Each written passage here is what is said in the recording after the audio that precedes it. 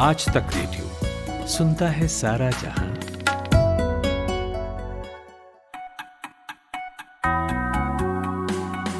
Hello नमस्कार, आप सुन रहे हैं आज तक रेडियो। ये है 22 अगस्त मंगलवार का मॉर्निंग न्यूज पॉडकास्ट आज का दिन।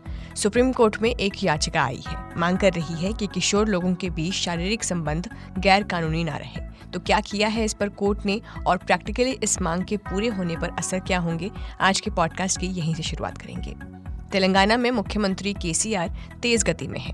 चुनाव की घोषणा नहीं हुई है, लेकिन उन्होंने अपने उम्मीदवार उतार दिए हैं। तो क्या है इस तेज गति के कारण और उम्मीदवारों की इस सूची में क्या कोई खास पैटर्न है, पूछेंगे रिपोर्टर से। और आज से दक्षिण अफ्रीका में ब्रिक्स देशों की समिट शुरू हो रही है। कई नए देश इसमें जुड़ना चाहते हैं, इस पर तो बातचीत होनी है। चीनी राष्ट्रपति शी जिनपिंग से भी प्रधानमंत्री नरेंद्र मोदी की बायलैटरल मुलाकात हो सकती है। तो दोनों देशों में तनाव के बीच ब्रिक्स के बहाने ये मुलाकात हुई तो कितनी अहम होगी, आखिर में इस पर भी बात। लेकिन उससे पहले 60 सेकंड्स हेडलाइन सुनिए शुभम तिवारी से। प्रधानमंत्री मोदी ब्रिक्स सम्मेलन में हिस्सा लेने के लिए आज साउथ अफ्रीका होंगे रवाना। जोहान्सबर्ग में ब्रिक्स अफ्रीका आउटरीच और ब्रिक्स प्लस डायलॉग का भी हिस्सा होंगे। कांग्रेस अध्यक्ष मल्लिकार्जुन खड़गे आज जाएंगे मध्य प्रदेश के सागर। यहाँ एक जनसभा को संबोधित करने का है उनका कार्यक्रम। इसरो यानी इंडियन स्पेस रिसर्च ऑर्गेनाइजेशन ने कहा 23 अगस्त को दिक्कत आई तो 27 को चंद्रयान 3 की होगी लैंडिंग। इंडिगो फ्लाइट में एक यात्री को हुई खून की उल्टी। नागपुर में फ्लाइट की करानी पड़ी इमरजेंसी लैंडिंग, लेकिन यात्री को नहीं बचाया जा सका। म्यांमार में आया भूकंप, तीव्रता 4.3 आंकी गई। और FIDE world cup chess tournament, भारतीय grand master R Praggnanandhaa semifinal में फैबियानो कारुआना को हराकर फाइनल में पहुंचे।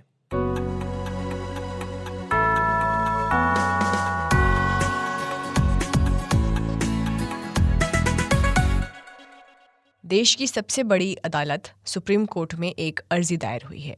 कोर्ट से मांग की गई है कि किशोरों में सहमति से आपसी यौन संबंध को अपराध न माना जाए।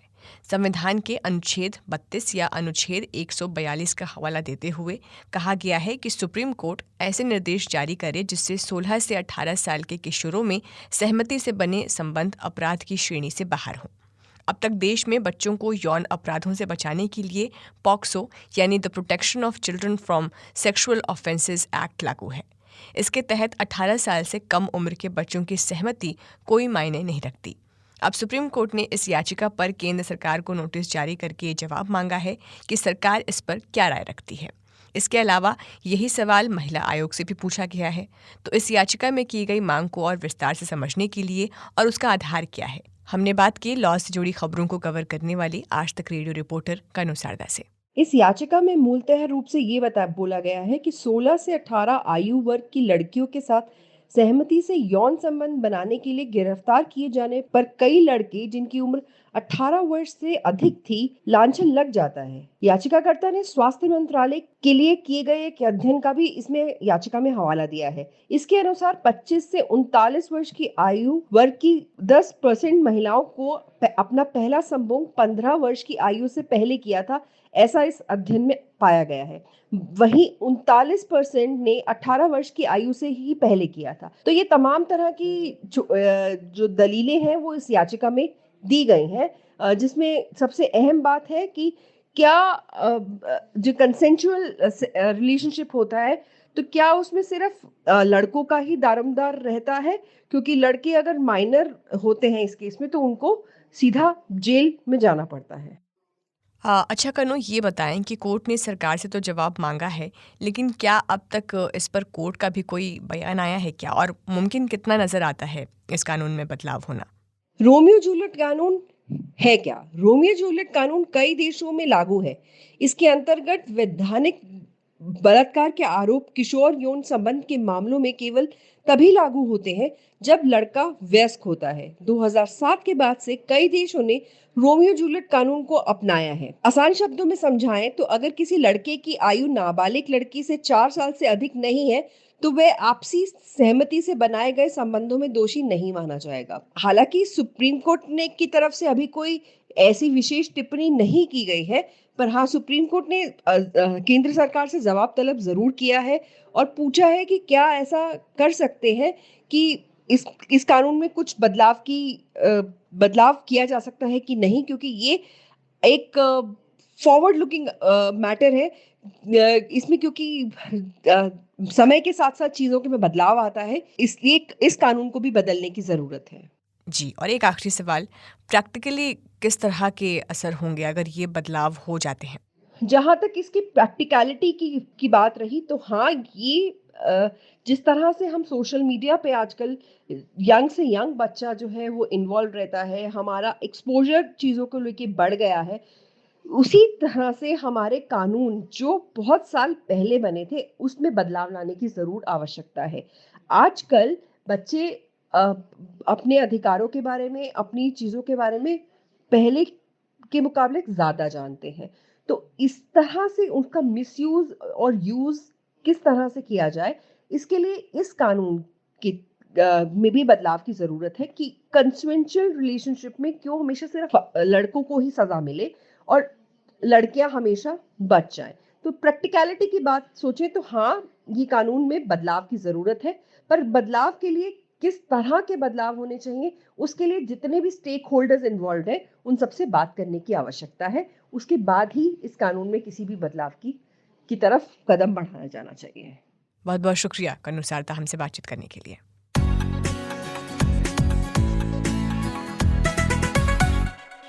और अब बात तेलंगाना की। तेलंगाना में विधानसभा चुनावों के लिए जल्दी कैंडिडेट्स घोषित करने की बात तो बीजेपी कर रही थी, लेकिन उससे पहले तेलंगाना के सीएम और बीआरएस अध्यक्ष चंद्रशेखर राव ने अपनी उम्मीदवारों की पहली लिस्ट जारी कर दी है। उन्होंने राज्य की 119 विधानसभा सीटों में से 115 पर कैंडिडेट्स के नामों का ऐलान किया। इंटरेस्टिंग ये है कि मुख्यमंत्री खुद 2 सीटों से चुनाव लड़ने जा रहे हैं। इसके साथ ही उन्होंने ये भी कहा है कि जनता हमारे कैंडिडेट से खुश है, इसीलिए केवल 7 सीटों पर कैंडिडेट्स बदले गए हैं। तेलंगाना में इसी साल आखिर में विधानसभा चुनाव होने हैं। हालांकि चुनाव आयोग ने अब तक चुनाव की तारीखों का ऐलान नहीं किया है, लेकिन राज्य की सत्ता में मौजूद पार्टी ने तेजी दिखा दी। तो क्या है इस तेजी की वजह और केसीआर की उम्मीदवारों की इस लिस्ट में क्या कोई खास तरीके का पैटर्न दिखता है? पूछा मैंने आज तक रेडियो रिपोर्टर अब्दुल बशीर से। देखिए, जो सोची केसीआर की पार्टी बीआरएस भारतीय राष्ट्र समिति ने अनाउंस की है, आज इसका ऐलान किया है कि एक चीज देखने लायक है कि नोटिफिकेशन आने से पहले केसीआर ने अपने उम्मीदवारों का नाम घोषित कर दिया है। लगभग 119 जो असेंबली क्षेत्र है उसमें से 4 के अलावा 115 के जो उम्मीदवार हैं उनका नाम घोषित किया गया। इससे लगता है कि केसीआर काफी कॉन्फिडेंस है, काफी उनके अंदर एक धैर्य से वो ये सोच ये जानते हैं कि वापस से उन्हीं की सरकार तेलंगाना में वापस से बनेगी। हालांकि इस चुनौती को अपोजिशन जो विपक्ष ने यही बताया है कि केसीआर डर गए हैं और कई सारे वाकयों में ऑपोजिशन जैसे कांग्रेस पार्टी है और बीजेपी भारतीय जनता पार्टी है राज्य में, इन्होंने चुनौती दी थी कि केसीआर के जो एमएलए है उनके खिलाफ लोगों में काफी ज्यादा क्रोध है। तो केसीआर को चुनौती ये दी गई थी कि आप अगर लड़ रहे हैं चुनाव तो अपने उम्मीदवार जो है जो एमएलए सिटिंग एमएलए है उनको ही वापस से खड़ा किया जाए। उस चुनौती को स्वीकारते हुए केसीआर ने सिर्फ 7 जगहों पर जो है अपने सिटिंग एमएलएस को हटाया है। बाकी जो पिछले चुनाव में 2014 से 2019 के चुनाव में 2019 के चुनाव में अगर हम देखें, 18 के चुनाव में अगर हम देखें तो केसीआर की पार्टी ने 88 सीट्स की में विजय प्राप्त की थी और अभी जो उम्मीदवार दिए हैं उस 88 एमएलएज में लगभग 7 लोगों को ही चेंज किया गया है। बाकी सारे जो लोग हैं वो तो नए ही पाए गए हैं। अब्दुल, मुख्यमंत्री खुद 2 सीटों से लड़ रहे हैं, ये कोई सुरक्षा है या फिर रणनीति? देखिए, इस विषय में 2 तरीके के बयान आ रहे हैं। एक तो केसीआर कह रहे हैं कि लोगों का और पार्टी का ये डिमांड था कि वो कामारेड्डी से भी लड़े, जहाँ की गजवेल से वो पिछली बार चुनाव जीते थे और इस बार भी गजवेल से ही वो उम्मीदवार रहेंगे। हालांकि कामारेड्डी के लोगों ने और पार्टी ने काफी ज्यादा प्रस्ताव रखा कि केसीआर जी कामारेड्डी से भी लड़े, तो उसको स्वीकारते हुए केसीआर ने कामारेड्डी से भी अपना उम्मीदवार जो है अब अपने आप को उम्मीदवार ठहरा दिया। अब इसको विपक्ष ये कह रही है कि केसीआर डरे हुए हैं कि गजवेल में उनको वापस से जो है विजेता प्राप्त नहीं होगी। इसी कारण उन्होंने कामारेड्डी से अपना दूसरा जो है कैंडिडेट अपने आप को घोषित कर दिया है। जी, और एक आखिरी सवाल, केसीआर ने कहा है कि जनता हमारे कैंडिडेट से खुश है, इसीलिए सिर्फ 7 सीटों पर कैंडिडेट्स बदले गए हैं। आप वहाँ ग्राउंड पर मौजूद हैं, तो मुख्यमंत्री का ये जो दावा है वो आपको कितना मजबूत नजर आता है? देखिए, अगर हम ग्राउंड की बात करें तो केसीआर ने जब पार्टी फॉर्म की थी तो ये एक आंदोलनकारी जो है नेता है, जिन्होंने अलग राज्य के लिए आंदोलन किया था। और इस के चलते उन्होंने ग्राउंड में काफी ज्यादा लोगों में जो कॉन्फिडेंस प्राप्त किया है। और इसी के चलते अगर हम देखें तो कुछ महीने पहले एक इंटरनल पार्टी मीटिंग रखी गई थी केसीआर की ओर से, जहां पर कई सारे नेताओं के खिलाफ जो है हमें सूत्रों से पता चला कि काफी सारे जो सिटिंग एमएलएज है उनके खिलाफ कई सारी शिकायतें थी। तो केसीआर ने उनको बुलाया और खास करके उनको वक्त दिया कि अपने जो है कॉन्स्टिट्यूएंसीज में काम कीजिए, और साथ ही जो है तभी तुमको वापस से वहां से उम्मीदवार रखा जाएगा। इस चुनौती के बाद लगता है कि केसीआर को कुछ कॉन्फिडेंस आया है। उसके बाद उन्होंने ये जो है उम्मीदवारों को वापस से रखा। रहा सवाल दूसरा कि क्या ये किस चीज की रणनीति है, तो अब हम देखें तो कुछ हफ्तों से हम देख रहे हैं कि केसीआर कर्नाटका चुनाव के बाद केसीआर ने कई सारे जो है स्कीम्स लेके आए हैं तेलंगाना के लोगों के लिए। अगर हम बात करें तो किसानों का जो कर्ज है उसकी माफी का ऐलान किया है। और साथ जो माइनॉरिटीज है उनके लिए फाइनेंशियल असिस्टेंस 1 लाख रुपए देने का ऐलान किया है हर फैमिली को। दलित बंधु स्कीम है जिसके तहत एक एक दलित फैमिली को 10 लाख रुपए का ऐलान किया गया, और कई सारे लोगों को दिया भी गया है। कई सारे दलित फैमिलीज को ये डिस्ट्रीब्यूट भी किया गया है। डबल बेडरूम हाउसेस की केसीआर बात करते हैं तो कई सारे ऐसे स्कीम्स है जिसके चलते एक 24 घंटे जो है इलेक्ट्रिसिटी देने का जो वो दावा करते हैं। हालांकि ग्राउंड पर वो काफी ज्यादा जो है लोगों में एक कॉन्फिडेंस अट्रैक्ट कर रहा है केसीआर के प्रति। तो केसीआर एक इकलौते ऐसे चेहरे हैं जिनके खिलाफ कोई ऐसा मजबूत चेहरा, मजबूत नेता यहाँ पर तेलंगाना में उभरता उनको दिखाई नहीं दे रहा है। शुक्रिया अब्दुल बशीर।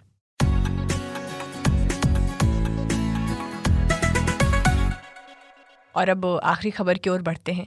1990 में 3 देश मिलकर एक संगठन बनाते हैं और नाम रखा जाता है रिक, RIC। देश होते हैं रूस, इंडिया और चीन। फिर इसमें ब्राज़ील आता है और नाम बदलता है। अब ये संगठन ब्रिक कहा जाता है। 2010 में इसमें साउथ अफ्रीका भी जुड़ता है और फिर ये ब्रिक्स हो जाता है। तो इसी संगठन की समिट शुरू हो रही है आज से साउथ अफ्रीका में। 15वीं समिट है ये, और भारत से प्रधानमंत्री नरेंद्र मोदी भी इसके लिए पहुंचेंगे। आज से 24 अगस्त तक ये समिट चलेगी। चीनी राष्ट्रपति शी जिनपिंग भी इसमें मौजूद रहेंगे। रिपोर्ट्स कह रही हैं कि तकरीबन 40 नए देश इस ग्रुप में शामिल होना चाहते हैं और इस समिट में इस पर बात हो सकती है। चीन इसके पक्ष में भी है क्योंकि इस संगठन में और देशों के आने से अमेरिका और पश्चिमी देशों के दबदबे को चैलेंज मिलेगा, और इस समिट के बहाने चीनी राष्ट्रपति शी जिनपिंग की प्रधानमंत्री नरेंद्र मोदी से द्विपक्षीय बात भी हो सकती है। तो कुल मिलाकर इस बार की ब्रिक्स समिट खबरों के लिहाज से रोचक होगी। तो इसके अलावा और कौन से मुद्दे हैं जो इस बार की समिट में डिस्कस किए जाएंगे और इस समिट को अहम बनाते हैं, पूछा मैंने जवाहरलाल नेहरू यूनिवर्सिटी में प्रोफेसर राजन कुमार से। देखिए, ब्रिक्स में जो एजेंडा होते हैं वो डेवलपमेंट से रिलेटेड होते हैं, इकोनॉमी से रिलेटेड होते हैं, climate change, sustainable development, energy, terrorism का भी इशू कभी कभी आता है। तो उसमें बहुत ही एक्सटेंसिव एजेंडा होता है। लेकिन मेरे हिसाब से जिस पे फोकस है, अभी पूरा अटेंशन है वर्ल्ड लीडर्स का या मीडिया का, वो 3 बातों पे है। एक तो कि ब्रिक्स में नए मेंबर्स को अगर इंक्लूड करना है, यानी कि ब्रिक्स को अगर एक्सपैंड करना है जिसमें कि नए मेंबर को शामिल किया जा सके, तो उसके क्या आधार होंगे। आपको मालूम होगा कि लगभग 40 देशों ने इंटरेस्ट दिखाया है ब्रिक्स में मेंबरशिप के लिए या उनसे एफिलिएशन के लिए, और 11 या 12 तो एक फॉर्मल एप्लीकेशन भी दिया है ब्रिक्स में मेंबरशिप के लिए। तो तो ये एक सबसे महत्वपूर्ण मुद्दा है अभी जोहानिसबर्ग में जो समिट अभी शुरू हो रहा है। तो उसमें ये सबसे इम्पोर्टेंट मुद्दा होगा। दूसरा जो महत्वपूर्ण मुद्दा मेरे हिसाब से है वहां पे कि ये जो एक बात चल रही है, करेंसी की बात चल रही है। तो करेंसी में कंफ्यूजन यह है कि कुछ लोग बात करते हैं कि ब्रिक्स का अपना करेंसी होना चाहिए। ब्राजील के प्रेसिडेंट लूला ने भी इसकी एक बार बात की थी पिछले साल। और भारत और रूस के बीच में आप जानते हैं कि जो तेल का आयात चल रहा है अभी, भारत वहां से जो मंगा रहा है, तो वो जो पेमेंट की कोशिश हो रही है वो एक उसको वोस्टोक अकाउंट बोलते हैं, उसके माध्यम से नेशनल करेंसी में यानी कि रूबल में पेमेंट की का प्रोविजन है उसमें। तो उसी ढंग से ब्राजील भी चीन के साथ एग्रीमेंट कर रहा है, साउथ अफ्रीका भी करना चाहेगा। तो नेशनल करेंसी में ट्रेड को कैसे बढ़ाया जाए और जिससे कि डॉलर पे जो डिपेंडेंस है इन सारे देशों का वो घटे, ये दूसरा बहुत ही महत्वपूर्ण मुद्दा है। तीसरा जो कि अभी चूंकि सब अफ्रीका में हो रहा है, तो अफ्रीका आप जानते हैं ग्लोबल साउथ का सबसे इम्पोर्टेंट कॉन्टिनेंट माना जाता है। तो वैसे में अभी जो वॉर के कारण या दूसरे कारणों से जो युद्ध चल रहा है कई जगहों पे, लीबिया में कॉन्फ्लिक्ट है, अभी आपने देखा कि नाइजर नाम के देश में कॉन्फ्लिक्ट है, तो और यूक्रेन रशिया वॉर का तो चल ही रहा है। तो वैसे में जो सप्लाई चेन टफ हुआ है, जिसमें कि खासकर जो एनर्जी, फर्टिलाइजर और फूड के दाम काफी ज्यादा हो गए हैं, जिससे ज्यादा गरीब अफ्रीका के देश सफर करते हैं, तो उसमें उसको कैसे बहाल किया जाए। और राजन जी, शी जिनपिंग से प्रधानमंत्री नरेंद्र मोदी की बातचीत के आसार भी हैं, ऐसा कहा जा रहा है। तो क्या है भारत के लिए इस लिहाज से इस समिट की अहमियत? अगर भारत के परिप्रेक्ष्य में देखूं तो शी जिनपिंग और मोदी, प्राइम मिनिस्टर मोदी की जो मीटिंग की बात चल रही है कि हो सकता है कि वो फेस टू फेस मीटिंग हो, फॉर्मल हो इनफॉर्मल हो, अभी कहना बहुत ही मुश्किल है, लेकिन ये स्पेकुलेशन यहाँ पे चल रहे हैं। तो वैसे में ये अगर ये मीटिंग होती है, अभी ये कंफर्म नहीं है ना तो चीन के द्वारा ना ही भारत के द्वारा, तो अगर ये मीटिंग होती है तो उसमें चीन के मुद्दे पे बात हो, जो बॉर्डर इशू है, बॉर्डर कॉन्फ्लिक्ट है, उसके मुद्दे पे क्या बात होगी। तो ये भारत के दृष्टिकोण से बहुत ही महत्वपूर्ण है। और भारत में चूंकि अभी आगे G20 की मीटिंग भी होने वाली है, आप जानते हैं अगले महीने, तो भारत चाहेगा कि उसमें, चूंकि भारत ने बोला है कि अफ्रीकन यूनियन को उसमें शामिल किया जाए, तो भारत अफ्रीकन यूनियन के साथ भी इस इशू पे इंटरेक्ट वहां पे करने की कोशिश करेगा, प्राइम मिनिस्टर मोदी करेंगे। तो ये सारे मुद्दे मेरे हिसाब से जोहानिसबर्ग में अभी जो हो रहा है वो इम्पोर्टेंट मुद्दे हैं। इसके अलावा तो बातें बहुत सारी होती हैं, जिसमें कि क्लाइमेट चेंज पे भी बातें होंगी, सस्टेनेबल डेवलपमेंट पे होगा, एजुकेशनल एक्सचेंज प्रोग्राम्स होता है उस पे होगा, कल्चर पे होगा, तो बहुत सारे मुद्दे होते हैं, लेकिन ये जो मैंने बताया पहले 3-4 वो प्रमुख मुद्दे हैं। बहुत बहुत शुक्रिया राजन कुमार।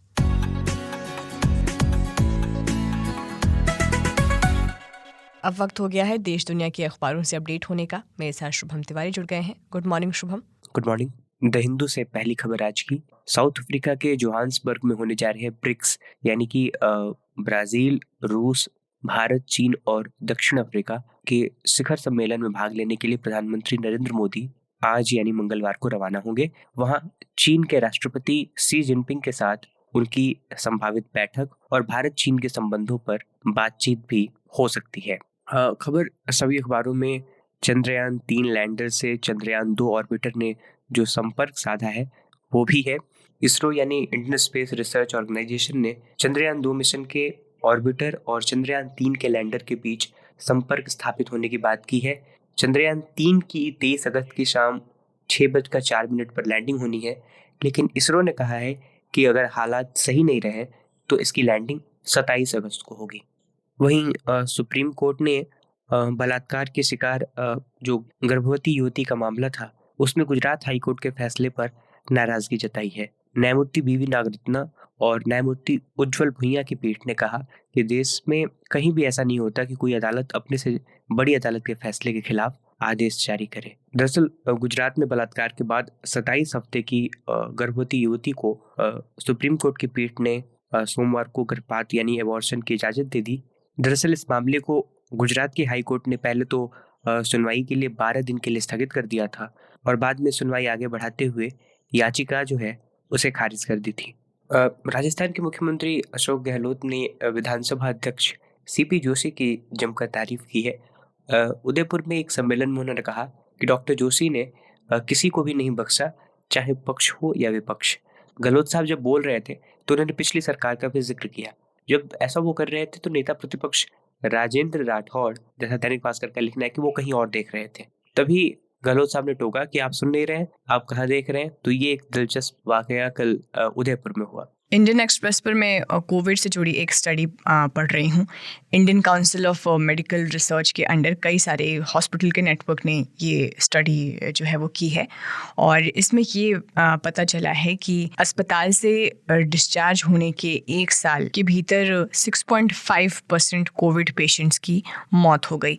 और ये स्टडी करने के लिए ICMR ने 31 हॉस्पिटल के 14,419 पेशेंट को स्टडी किया है और फ़ोन के ऊपर इनसे फॉलो अप लिया है इनके सिम्टम्स को लेकर, और 1 साल के भीतर ही इनकी मौत हो गई। और रिसर्च में ये भी पाया गया है कि 40 साल से जो ज़्यादा उम्र के मेल और फीमेल थे, उन लोगों में अस्पताल से डिस्चार्ज होने के 1 साल के अंदर जो मौत की आशंका है वो ज़्यादा होती है।